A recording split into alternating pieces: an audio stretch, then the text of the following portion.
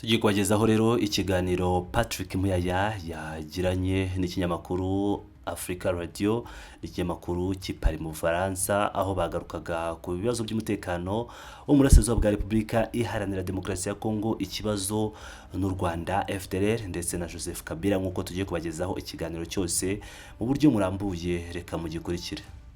Patrick Muyaya, bonjour. Bonjour. Merci beaucoup d'être venu nous voir dans nos studios d'Africa Radio à Paris. Merci. Umunyamakuru yatangiye asuhuza Patrick Muyaya amubwira ati muraho neza Patrick Muyaya.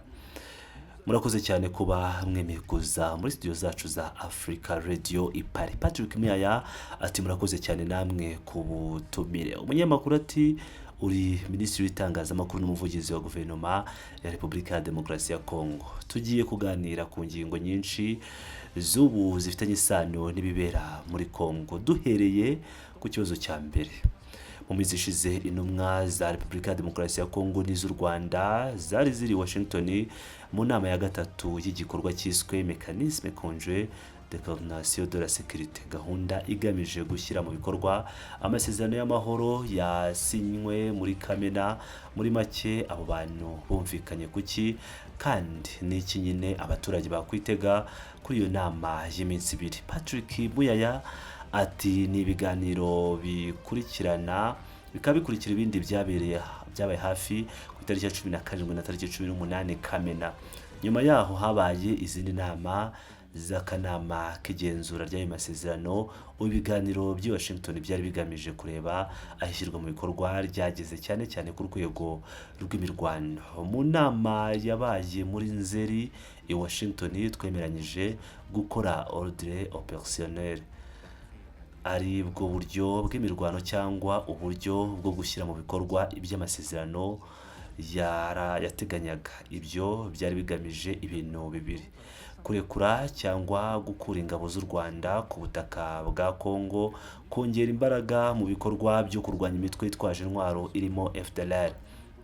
Nyuma yaho ingabo zacu zakoze itangazo rihamagarira abarwanyi ba FDLR gushyira intwaro hasi, ndetse zisaba abaturage bose b'abanyekongo bamenya aho barwanyi bihishe kubimenyesha inzego z'umutekano. Ibyo byari intambwe ikomeye cyane kuko nk'uko biteganywa mu masezerano yasinywe kwa 27 Kamena i Washington, habanza igihe cyo gusobanurira no gukangurira abantu amahoro mbere yo gutangira ibikorwa bya gisirikare.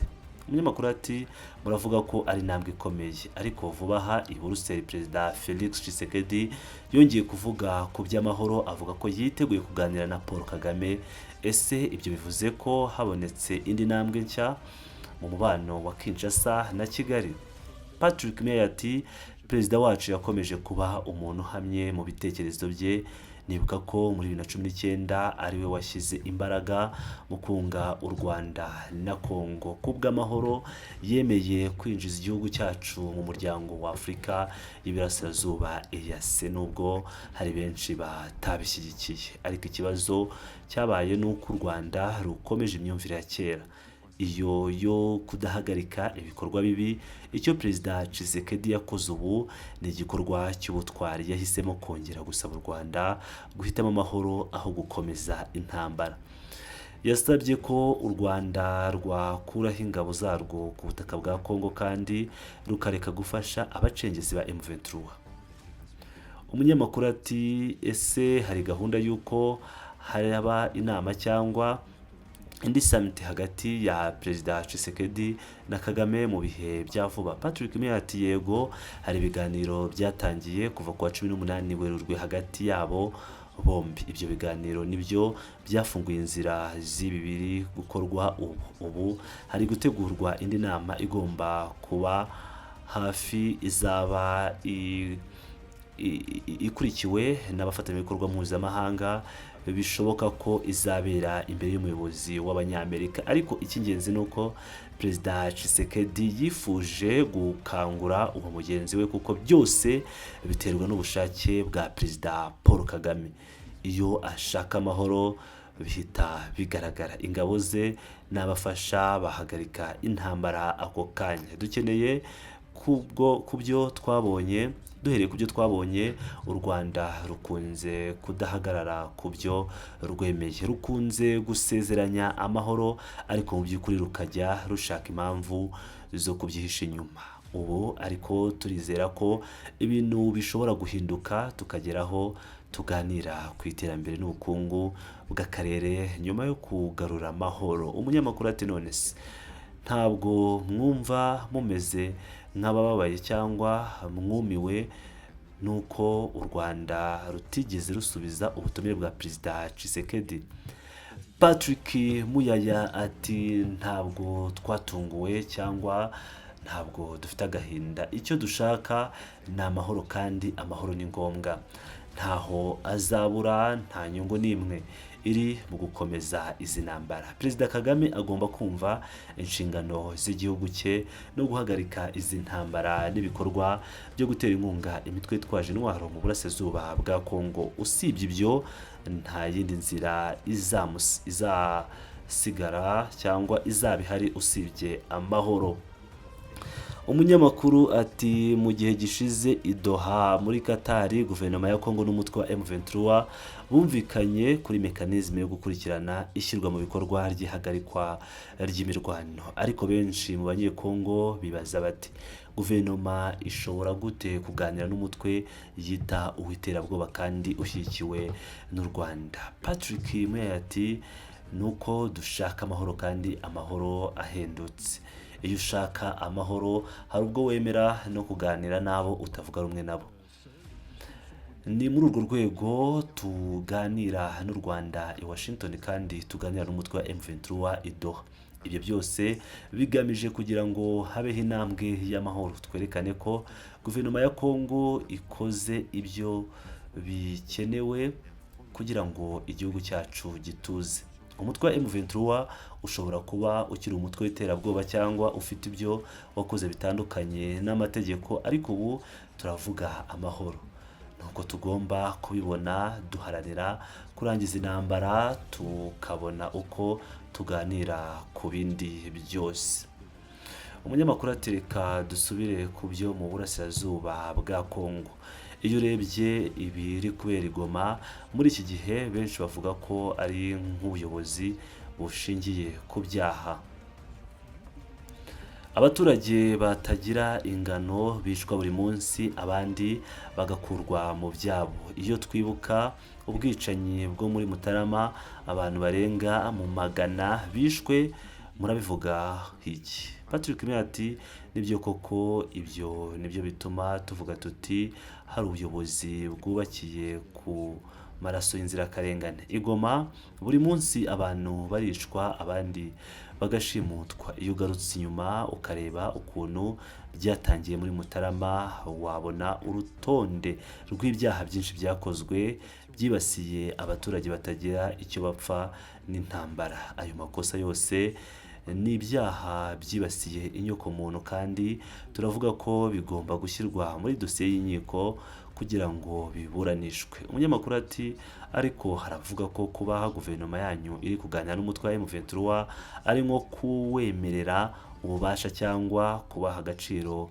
nk'abanyapolitiki kandi mubita abiterabwoba. Mubivuga iki? Patrick Muyaya ati oya, ibyo si ukuri. Ibiganiro ntabwo bigamije kubaha agaciro cyangwa kubemera nk'abanyapolitiki, nuko dushaka amahoro. Iyo ushaka amahoro hari ibyo wicisha bugufi ukemera, ariko ibyo ntibisobanura ko ibyaha byakozwe bizibagirana.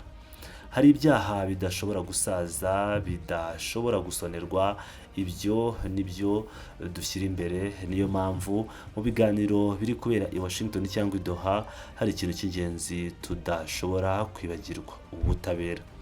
Birakenewe ko abakoze ibyo byaha bakurikiranwa kugira ngo ibyo bikorwa bibi bitazongera kubaho ukundi. Umunyamakuru ati ariko ubwo ibiganiro bya Doha birimo gutanga isura yo kwemera ko inzira ya gisirikare yananiranye, bityo hakaba hasigaye gusa inzira ya politiki. Patrick Meya ati nibyo rwose, guverinoma yacu ishingiye ku bitekerezo bitanu by'ingenzi. icya mbere urugamba rwa gisirikare, icya kabiri urugamba rwa diplomasi, gatatu urugamba rw'ubukungu, urugamba rw'ubutabera ndetse n'urugamba rw'itangazamakuru. Ariko dukurikije imyanzuro ya resolution 2773 nibyo abafatanyabikorwa mpuzamahanga batugira inama, igisubizo cyiza ni igisubizo cya politiki na diplomasi.